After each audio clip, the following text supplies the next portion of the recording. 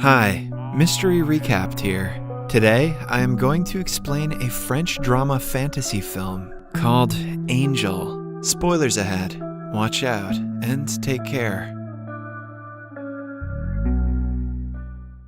Louise is a beautiful young girl working as an assistant to a magician. She falls in love with his charm, and so does he with her beauty. But tragedy strikes when during one of their performances, the magician depicts being invisible and never returns. His disappearance causes Louise to fall into a spiral of depression. For some reason, she believes he will return to her soon because he has the ability to turn invisible on command. Her depression turns into hallucinations and delusion, which eventually lands her in a mental asylum. 9 months after the magician's disappearance, Louise goes into labor. No one knows she is pregnant, so she has to give birth on her own. The baby born that night is invisible. His existence proves that Louise is not delusional, or maybe it proves she's really delusional. But either way, she is too scared to tell the nurses. She knows her son will turn into a subject of experiments if people find out about his existence. Hence, she keeps him a secret. The nurses come every day to give her food and medicine, but never find out about the invisible kid living in the room. Louise calls him Angel, which eventually turns into his name. She takes great care of him and raises him like any normal child. We see her patting his back, feeding him, teaching him to talk and eat.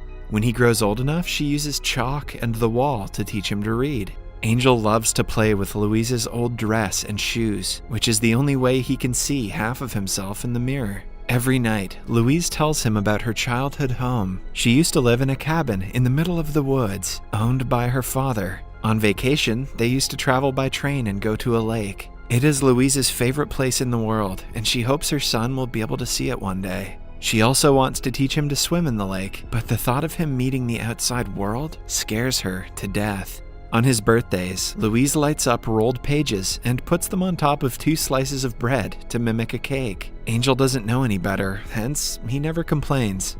As the years pass, Angel grows up to be a smart 10-year-old, but doesn't come to terms with his invisibility. With growing age, his curiosity grows as well. One evening, he gets on top of a chair and looks outside the window. For the first time in his life, he sees another human his age. A little girl is with her parents outside her home. She trips on the stairs and is helped by her mother. Angel returns to his mother in bed and tells her about the girl. Louise is terrified that her son is growing curious about the outside world. She tells him he is different from the rest of the world, which the normal people don't like. Hence, he has to be careful to never be noticed by anyone. The comment makes a lasting impression on the kid, but his interest in the pretty neighbor doesn't die. He frequently watches her through the window and realizes she always plays the same 2 keys on the piano. He listens to it for as long as he can, hoping to meet her someday. One morning, Angel asks his mother what it is like to see herself in the mirror. Louise describes the feeling as seeing yourself a little more than you see other people. Louise always believed that her lover would come to her and Angel one day, but after years of waiting, she has fallen deep into depression. She barely talks to Angel nowadays. When she pulls away from him, he feels lonely and spends days drawing on the wall. One day, the pretty girl looks directly at him from the garden in front of her house. Angel feels nervous and runs to tell his mother, who turns away without saying a word.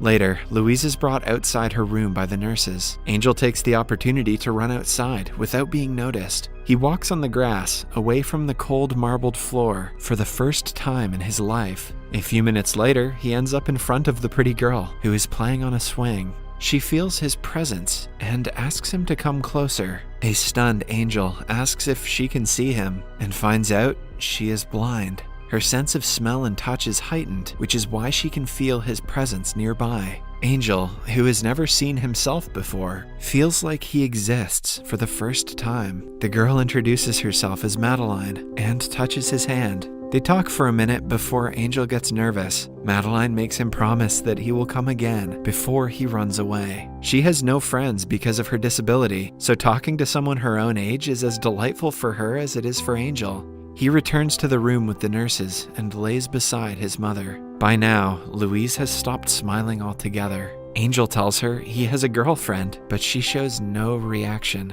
He goes to meet Madeline again as soon as he can. She touches his face and can see him clearly in her imagination. Angel also tells her that he watches her from the window and loves to hear her play the piano. Madeline laughs because she only uses 2 keys and has never played a melody. The two play hide and seek for hours, even though one of them is invisible and the other is blind. Soon, the two become inseparable, and Angel starts spending most of his days with her. One day, they take a step forward and kiss. Madeline can perfectly guess what part of her body Angel is looking at because she can feel his gaze. "I may not be able to see out of them, but my eyes are up here, buddy."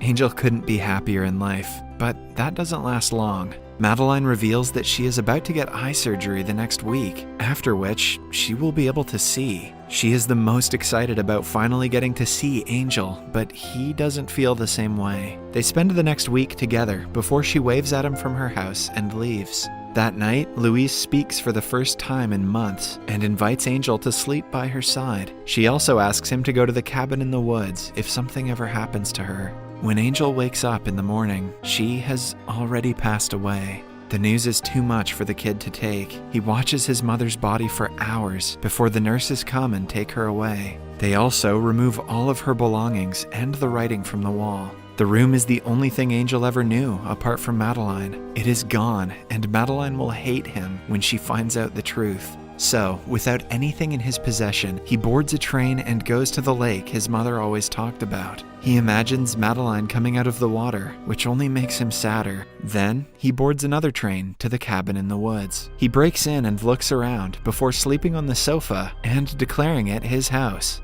Weeks turn into months, and months into years. Angel is now a grown man, evident from his raspy and manly voice. He has only talked to himself for years, but still hopes he will get to see Madeline someday. Then, finally, one day, she arrives at the cabin. Angel feels like he is in a dream and cannot stop looking at her. He stands right in front of her, but even with her recovered eyes, Madeline doesn't see him. For the next 2 days, she goes around the nearest town and asks people about him. It turns out she has been looking for him since she returned from the hospital. Madeline knew about his mother, but the asylum had no records of his existence. Hence, she did more research about Louise and found out about the cabin. That day, she also visits Louise's grave and leaves a letter for Angel. It says that she is back and asks him to come to her. Angel continues following her and stays with her at the house, without her knowing. Madeline frequently feels his eyes on him, like she did years ago, but she dismisses it every single time. Having had enough, Angel writes a letter back to her, saying that he misses her as much as she misses him, but can only meet if she promises to keep her eyes closed. They meet in the woods later that day, and as promised, Madeline keeps her eyes closed. They return home together and lay down by each other's side. Madeline feels his face and takes in his scent, trying to relive the memories they shared. His scent has changed a little, but she can still recognize him. The lovers are overwhelmed by the sudden closeness after years of longing for each other. In the following scene, Madeline is blindfolded and naked with Angel on the bed. Angel asks her how she felt when she first regained her vision. Madeline describes it as a strange experience. Before, she thought the things in the room only existed when she touched them. A bouncy ball would disappear from the face of the earth when she threw it at the wall, and then it would reappear again when it touched her hands. But when she gained her vision, she realized the ball was always there. Similarly, she found out that many things in her room exist simultaneously, not just when she touches them. The profound explanation makes Angel question his existence when he is away from Madeline. For the next week, they live in paradise. Madeline continuously has a cloth over her eyes, but doesn't mind it. They talk about their childhood and their teen years, and end up falling in love for the second time. Then, Angel brings her to see the lake, which has become his favorite place over the years. Madeline takes off the blindfold and is mesmerized by the view, but the only thing she really wants to see is her boyfriend's face. Angel kisses her on the neck from behind and promises to reveal himself at night. The night comes, and he is in the bedroom with a sheet over his head. Madeline promises to love him no matter what he looks like, but when she takes the sheet off, she retreats in shock. Angel tells her the truth, which is too much for her to take. She breaks down crying, making Angel feel like the ugliest person in the world. He watches her curl up on the floor in tears till the morning. When she falls asleep on the ground, he puts a blanket over her. It wakes Madeline up from her sleep. She says she is ready to keep her eyes closed for life if it means they can be together. But Angel doesn't want that. He doesn't say anything to her face, but registers that she has to be blind to actually love him. Madeline wakes up the next morning and looks for Angel but doesn't find him. Instead, she finds a note that says he is going away from her life. He promises to always love her, but asks her to stop loving him. Madeline sheds a single tear after reading it. She packs her luggage and is ready to leave when she feels something in her chest. It is almost as if she can tell where Angel is at that moment. After closing her eyes and searching for his scent, she realizes he went to the lake. In the following scene, Madeline reaches the deck and calls for him. She knows he is nearby because of his scent, but Angel refuses to talk. Suddenly, a splash of water is heard. Angel has accidentally fallen into the lake, but he doesn't know how to swim. Madeline jumps behind him, even though she cannot see him. After frantically searching for a while, she sees bubbles underwater and brings him to the shore. Angel gains consciousness after a few rounds of CPR. Madeline declares that this is the end of their misery, and they will remain together forever after this moment. She promises to learn to see him with her eyes open, like she used to see him with them closed. In the following montage, we see the couple living a happy life together. They play, fight, talk, and make love, like any normal couple. Sometimes, Madeline puts makeup on Angel, and they laugh at the absurd result. Eventually, she gets pregnant and gives birth to a visible baby. The couple starts their own magic show, which becomes a hit. In the last scene, we see them swimming together. Subscribe for more videos like this, turn on notifications, and leave a like to help the channel out. Thank you for watching.